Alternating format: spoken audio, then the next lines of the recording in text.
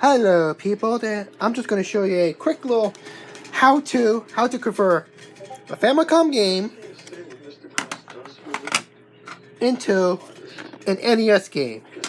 It's pretty easy. Instead of trying to buy, like, say, Hogan's Alley or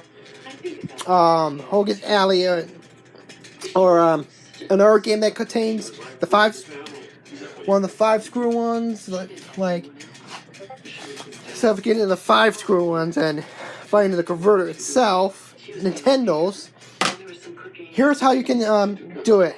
Just go to Muramasa's website. I'll put that in the description down below, or whatever it goes down below, so you can go to it. All you do is go to New Game Components, Famicom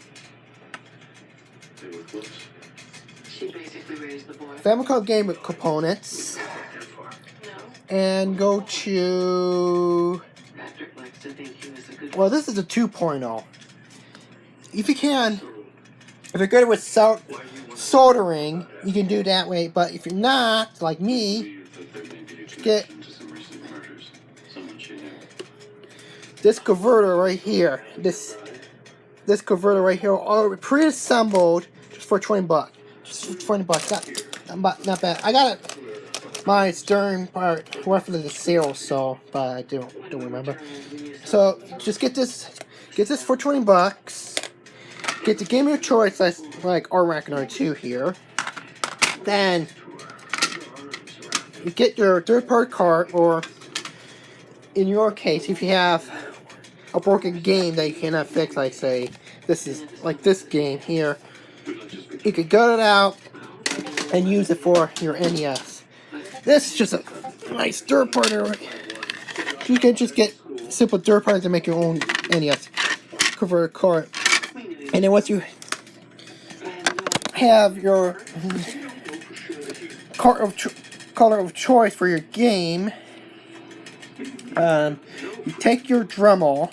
We got a letter about a year ago. You take your Dremel,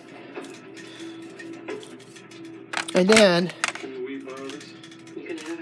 since the converter will be in a way for the cart, you have to get rid of this stud right here. This screw stud. Just cut it off using a Dremel or a knife if you're really careful with it, but I prefer Dremel because it'll get it off perfectly. And then once you have your that cut off, I just did this. This is optional if you want to have that authentic look. I just took one of those circular screws, chop it off with my Dremel, and super glue it in here, and then voila. I just super glued it on there and make it look like it's screwed upon. So that's your choice if you don't want to use it. Then once you have your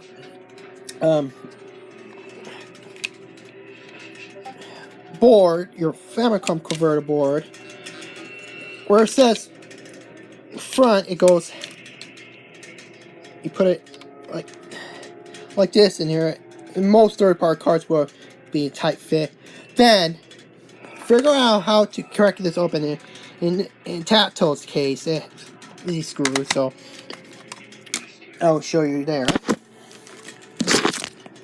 Just these. I'll remove the screws. 2 screws here.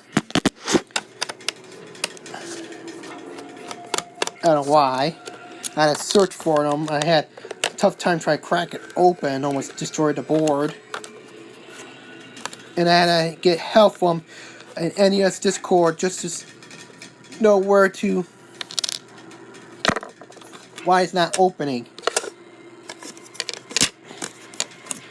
And then here's the Famicom board.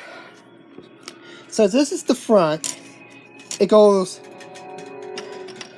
the chips goes up towards you while you're putting it in, and then you put it in there, and then on NES, I'll assemble this.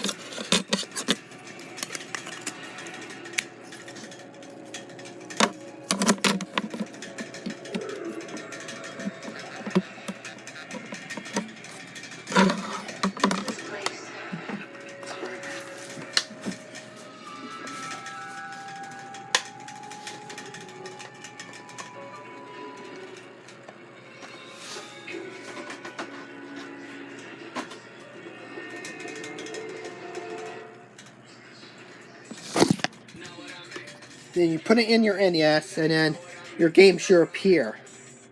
And then here you go, Art Reckoner 2 on NES. That's how you could convert the game into